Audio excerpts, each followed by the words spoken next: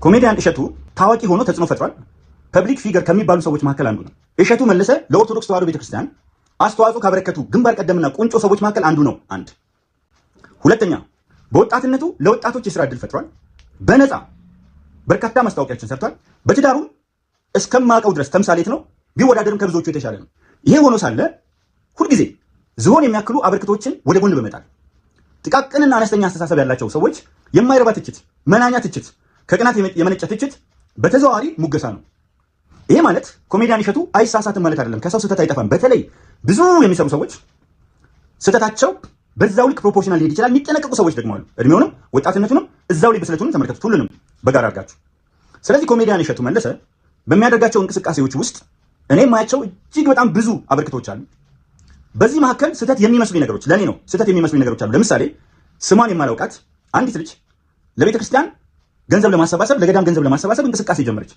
በዛ እንቅስቃሴ ላይ ኮሜዲያን እሸቱ ትንሽ ጠንከር ባለ በኔ እምነት ባልተገባ አገላለጽ ልጅቷን ተናገራት። እሷም ስሜት ውስጥ ገብታ በኃይል ያጸፋ ምላሽ ሰጠች። በርካታ ተከታዮችን አገኘች።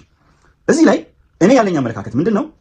ቅዱስ መጽሐፍ ላይ በሰዎች አይን ውስጥ ያለችውን ትንሽ ጉድፍ ከማውጣት በፊት በሰዎች አይን ውስጥ ያለውን ግዙፍ ምሰሶ ለመመልከት ተሞከረ። መጀመሪያ ይህን ግዙፍ ምሰሶ አውጣና አጥርተህ ታያለህ። ከዛ በኋላ የሰዎች አይን ውስጥ ያለውን ጉድፍ ማውጣት ትችላለህ ይላል። አንደኛው ትልቁ ነገር እሱ ነው። ምክንያቱም ሰው የአረም የበዛበት የመከራ ተክል ነው የሚባል አባባል አለ። ስለዚህ አረም የበዛበት የመከራ ተክል ስለሆነ ስህተቶች አይጠፉም። የማይዝጉ ብረቶች ቢፈጠሩም ከሶስት ከብረት ዝገት ነበር የሚባለው። የማይዝጉ ብረቶች ወይም ስቴንለስ ስቲል ቢፈጠሩ ሰዎች ግን አይሳሳቱም ብለን መውሰድ አንችልም። የሚሻለው መንገድ ኮሜዲያን እሸቱ መለሰን መተቸት ስንፈልግ ተገቢ እኮ ትችት አለ። ግን ትችቱ ምን አይነት ነው መሆን ያለበት? ለሰራቸው ስራዎች እውቅና ሰጥቶ ተገቢ ክብር ሰጥቶ በተሳሳተባቸው መንገዶች እንዲስተካከል ቢደረግ። ለምሳሌ አሁን ሰራተኞች አሉት በስሩ። እነዚህ ልጆች ቢበተኑ በስራቸው ደግሞ ቤተሰብ አለ። ኦሎፍ የሰደን ድንገት ነው ኮላፕስ ያደርግ አንድ ነገር የሚሄዱት። ስለዚህ ከቻሉ አብሮ መሮጥ፣ ማገዝ፣ መደገፍ፣ ቀረብ ብሎ መምከር፣ ካልሆነ ደግሞ ከማደናቀፍ ይልቅ ዝም ማለትም እኮ አባቴ እናት ነው። አንዳንዴ ዝምታም ወርቅ ነው። በእርግጥ የረጋ ውሃ ይሸታል፣ የረጋ ወተት ቅቤ ይወጣዋል። ሁለቱንም አውቃቸዋለሁ። ሁለቱም ቨርሽኖች እጃችን ላይ ናቸው። ነገር ግን እስቲ ከስድድብ ነፃ እንውጣና ከስድድብ እንሂድና ሰዎች የተሳሳቱት ካለ እንዲታረሙበት። አለበለዚያ እኮ የበለጠ እነዛ ሰዎች በዛው ነገር እንዲቀጥሉ እንጂ የምናደርጋቸው አናስቆማቸው። ኡስታዝ አህመዲን ጀበልን ዝም ብሎ መጥቶ መስደብ፣ አንተ እንደዚህ አንተ እንደዚህ አንተ እንደዚህ ማለት እችን ታክል ጥቅም አያስገኝም። ተጽዕኖ የፈጠረ ተጽዕኖ የሚፈጥርም ኡስታዝ ነው። ሙስሊሞች ከሚፈለገው በላይ ያከብሩታል። የማያከብሩት የተወሰኑ መኖራቸው አለ አይባልም። ነገር ግን አሁን ያነሳውበት ምክንያት ብሔራዊ የምክክር ኮሚሽን ውስጥ እየተሳተፈ በሚያነሳቸውና ገና ያነሳቸዋል ብለው በሚያስቧቸው ሀሳቦች ዙሪያ ከወዲሁ አሉታዊ ዘመቻዎች ተከፍተዋል። የዘመቻዎቹ ዓላማዎች ይገቡናል። በአንድ በኩል ህብረታችን እንዳይጠናከር፣ አንድነታችን እንዳይደረጅ፣ እርስ በርስ ያለን ግንኙነት እንዲሻክር የሚፈልጉ ኃይሎች የሚከፍቱት ዘመቻ ነው። ከዚሁ ጎን ለጎን እኔ የራሴን እምነት አክብሬ የሌሎችን እምነት ማክበር አለብኝ። መብቱ እሱ ነው። ሰዎች ሊያደርጉላቸው የምትወዱትን ሁሉ እናንተም እንዲሁ አድርጉላቸው። ወርቃማ ህግ ነው። ዓለም የሚስማማበት ወርቃማ ህግ ነው። የትኛውም እምነት ውስጥ ያለ ሰው ሰዎች ሊያደርጉላቸው የምትወዱትን ሁሉ እናንተም እንዲሁ አድርጉላቸው በሚለው ይስማማል። ስለዚህ አንዱ ከእምነት ጥላቻ የሚመነጭ ነው። ከዶክትሪን ከሴክት ጥላቻም እዛው እስልምና ውስጥ የሚመነጭ ነው። ነገር ግን ዋናው ነገር ብሔራዊ ምክክር ኮሚሽን ሲባል፣ ናሽናል ዳያሎግ ሲባል አንድ አይነት አስተሳሰቦች ወጥ የሆኑ አስተሳሰቦች የሚራመዱበት ሳይሆን ማህበረሰባችን የሚያነሳቸው በተለያዩ ወቅቶች ትግል የተደረገባቸው ሀሳቦችን በማንሳትና በሀሳብ ሙግት ብቻ በመፋጨት ግለሰብን ከስብዕናው ካስተሳሰቡ ስብዕናውን ካስተሳሰቡ በመለየት ሁለቱ የተለያዩ ናቸው። የሰዎችን ስብዕና መንካት የአስተዳደግ በደል ነው። የሰዎች አስተሳሰብ ላይ ተመስርቶ ለአስተሳሰብ አመቺ የሆኑ አስቻይ የሆኑ ነገሮችን መናገር ደግሞ የአባቴ እናት ነው። ስለዚህ ስብዕናው ላይ የሚደረጉ ዘመቻዎች አሉ። የሚገርማችሁ ብዙ ጊዜ በጣም የሚደንቀኝ ነገር በሰዎች ላይ ማስረጃ ሲያጡ፣ አሁን ለምሳሌ ኡስታዝ አህመዲን ጀበል የተናገረውን ንግግር በቪዲዮ በማስደገፍ አሊያም የጻፋቸውን ጽሁፎች ስክሪንሾት በማንሳት ስክሪንሾት በማድረግ ይህንን 1 2 3 4 ብሎ በሀሳብ ከመሞገት ይልቅ ሲፈልጉ አረብ ሲፈልጉ የእስልምና የሆነ ሴክት የተለያዩ አይነት ነገሮችን በማድረግ ለማጠልሸት መሞከር ይቺን ታክል ለሀገር ፋይዳ ያለው ለግንኙነታችንም ጠቀሜታ አለው ብዬ አልወስድም። ናሽናል ዲያሎጉ ወይም ብሔራዊ ምክክሩ ሁሉንም የህብረተሰብ ክፍል አርሶ አደሩን፣ አርብቶ አደሩን፣ መለዮ ለባሾችን፣ የፐብሊክ ሰርቪስ ሰራተኞችን፣ የግል ሰራተኞችን፣ ኤንጂኦ የተለያዩ አይነት ድርጅቶች ውስጥ የሚሰሩ ሰዎችን ሁሉንም የሚመለከት ለሀገራችን እንደምን በተሻለ ደረጃ አብረን ኖረናል፣ ግን በተሻለ ደረጃ ከግጭት ነፃ ሆነን ቴክኖሎጂ ላይ ዘመናዊ ለውጥ ላይ ግሎባላይዜሽን ላይ ሉላዊነት ላይ አተኩረን በሚቀጥለው ደግሞ ሌላም ነገር ቢመጣ ከሌሎች ሳይንሶች ጋር እየተዛመድን የማህበረሰባችንን ችግር እንደምን እንደምናቃለን በጠብ መንጃ ሳይሆን በሀሳብ እንደ ሰው እንድንነጋገር ጉልበት ለእንስሳት የተፈጠረ ነው። ዓለም እንዴት አድርጋ በጠብ መንጃ እየጠፋች እንደሆነ እያየን ነው። ትንቢት ነውና መፈጸሙ ግድ መሆኑ እንደተጠበቀ ሆኖ ነገር ግን ትንቢቱ ውስጥ ጃፓኖች በሰላም መኖር ችለዋል። ትንቢቱ ውስጥ ስዊድን፣ ዴንማርክ፣ ኖርዌይ በሰላም መኖር ችለዋል። ስለዚህ ይሄ ራሳችን የምንፈጥረው ነገር በትንቢት ተቀንብበን ወይም ተሸብበን አይ ትንቢቱ ስለሆነ ነው እያልን እንዳልኖር ትንቢቱ የማይፈጸምባቸው ገና ነው ጊዜው በርካታ ሀገሮች አሉ። ዋናው ነገር በአስተሳሰብ የተሻለ ሆኖ መገኘት፣ የተሻሉ አስተሳሰቦች ማምጣት። ይቺ ሀገር እኮ ገሚሱ ሙስሊም ነው። በርካታ ሰዎች ከክርስትና ወደ እስልምና ወይም ከእስልምና ወደ ክርስትና ሊመለሱ ይችላሉ። ያ የየግለሰቦቹ ምርጫ ነው። ይሁንና ቁጥራቸው 20% እንኳን ቢሆን እንኳን ገሚሶ ነው እንኳን ግማሽ ሆኖ ቀርቶ 20% እንኳን ቢሆን የሙስሊሙን ሐሳብ የማትቀበል ኢትዮጵያ ሆና ደርጅታ መቀጠሏ ምንም አለመቀጠሏ ጥያቄ ውስጥ የሚገባ አይደለም። የትርምስ ሀገር ነው የምትሆነው። ሀገር አለን ብሎ ዝም ብሎ መናገር ይቻላል። ቤት አለን ብሎ መናገር ይቻላል። ግን ቤት ሲሆን ሀገር ሲሆን ነው የሚጠቅመው። ከዚያ አኳያ ኡስታዝ አህመዲን ጀበል በምክክር ኮሚሽንም ሆነ በተለያዩ ጊዜያት የሚያነሳቸውን ጉዳዮች የእምነት ጉዳይ ከሆነ ለአማኞቹ መተው ነው። ያ የአማኞቹ ነው። በቀጥታም በተዘዋዋሪ ሀገርን የሚነካ ሴኩላር የሆነውን መደበኛ ህይወት የሚነካ ከሆነ ደግሞ ሐሳቡን ይዞ ሐሳቡን በሐሳብ ሞግቶ በርካታ የሚያነሳቸው ድንቅ ሐሳቦች አሉ፣ እንቁ ሐሳቦች አሉ። ልዩ የምናከብራቸው ኡስታዞች አሉ። በእምነታችን ማንገናኝ አባ አክሊለ ማርያም ቆሞስ አባ አክሊለ ማርያም በርካታ ሙስሊሞች ያከብሯቸዋል። ለምን? ቆሞሱ የኦርቶዶክስ ተዋህዶ ቤተክርስቲያን ቆሞስ ናቸው። ነገር ግን በምስራቅ ሐረርጌ ላንጌ ቀርሳ ወረዳ ውስጥ ላንጌ ቀበሌ መስጂድ አሰሩ።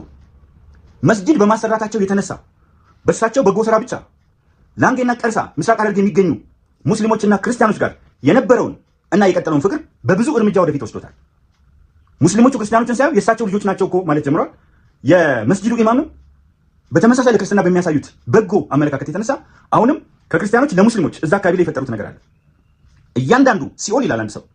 ሲኦል እኔስ ሲመስለኝ እሳት የተዘጋጀበት አይመስለኝም። ነገር ግን እያንዳንዱ ምድር ላይ የሰራውን ክፉ ስራ በእሳት መልክ ይዞት ስለሚሄድ የእያንዳንዱ እሳት ተሰብስቦ ነው በጊዜያዊነት መቆያ ሲኦል በኋላ ገሃነም የሚፈጥረው ይላል። አንዳንድ አታዮች እጅግ በጣም ይመቹኛል። ምድር ላይ በጎ ስራዎችን ሰርተን ብናልፍ አንድነታችንን ብንፈጥር፣ አሁን አይታችሁ ከሆነ ብዙ ሰው የሚሰጠው አስተያየት ኢትዮጵያ ውስጥ መጥፎ አስተያየት ነው። ይቅርታ አድርጉልኝ። በተለይ ማህበራዊ ሚዲያ ላይ ምድር ላይ እንደሱ ያለ አይመስለኝም። ባለን ማህበራዊ ግንኙነታችን እንደዛ አይመስለኝም፣ አንዳንድ እኩያን ከመኖራቸው በስተቀር። ማህበራዊ ሚዲያ ላይ ግን አንድ ሰው 100 አካውንት ከፍቶ በመቶ የተለያዩ ፌክ አካውንቶች በመምጣት በርካታ ስድቦችን በማጅጎድጎድ ትውልዱ በሐሳብ እንዳይነጋገር አያችሁ። እያንዳንዷ ቦታ ላይ የምትጣለው ነገር ተሰብስባ ነው ቆሻሻ የምትሆነው። ስለዚህ በማህበራዊ ሚዲያ የምናደርጋቸው ስድቦች፣ ቁርቁሶች፣ የጥላቻ ጉዞችና የመሳሰሉት ውጤታቸው መጥፎ ነው። የኡስታዝ አህመዲን ጀበልን ለመጨረስ ኡስታዝ አህመዲን ጀበል ጠቅለል አድርጌ ለመጨረስ፣ አንደኛ አንደበተ ርቱዕ ነው። ሁለተኛ የተለያዩ ቋንቋዎችን ይናገራል። አረብኛ፣ ኦሮምኛ፣ አማርኛ፣ እንግሊዝኛ፣ ምናልባት ሌላም ቋንቋ ሊችል ይችላል። እነዚህን ይናገራል። ልሳነ ብዙ ነው። ልሳነ ክሬ እንኳን አይደለም፣ ልሳነ ብዙ ነው። በሶስተኛና በዋነኛነት ደረጃ ግማሽ የሚሆነው የኢትዮጵያ ህዝብ ሙስሊም ውስጥ ያለምንም ማጋነን 95% የሚሆነው ሙስሊም ኡስታዝ አህመዲን ጀበል እንደሚወደው ወስዳለሁ። ስለዚህ እዚህ ሰው ላይ የሚደረጉት ዘመቻዎች በቀጥታ ኡስታዙ ላይ የሚያነጣጥሩ እንዳልሆኑ ይገባናል።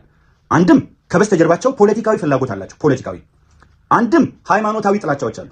በአንድ በኩል ከሌሎች ከእስልምና ውጪ ካሉ የሚመነጭ፣ በሌላ በኩል እስልምና ውስጥ ሆነው የራሳቸው ልዩ አስተምሮ የያዙ ሰዎች ሀሳባቸውን ስለሚደፍቅባቸውና በሙስሊሙ ዘንድ ከፍተኛ ተቀባይነት ስላለው አንዳንድ ጊዜ በሃይማኖትም የሚገኙ ገቢዎች የሚያጣሉ ስለሆነ ከፋይናንሻል ፍላጎት ጋር የተገናኘ ከዚሁ ጋር የታወቀው ቅናት፣ ምቀኝነት፣ ለምን ተበለጥኩ የሚል የኑረዲን ኢሳ ግጥም ደስ ይለኛል። አልሆንልህ ካለህ ማደግና መግዘፍ፣ ከግጥሞቹ ማለት ሁለቱ ስንኞች በጣም ወዳቸዋለሁ።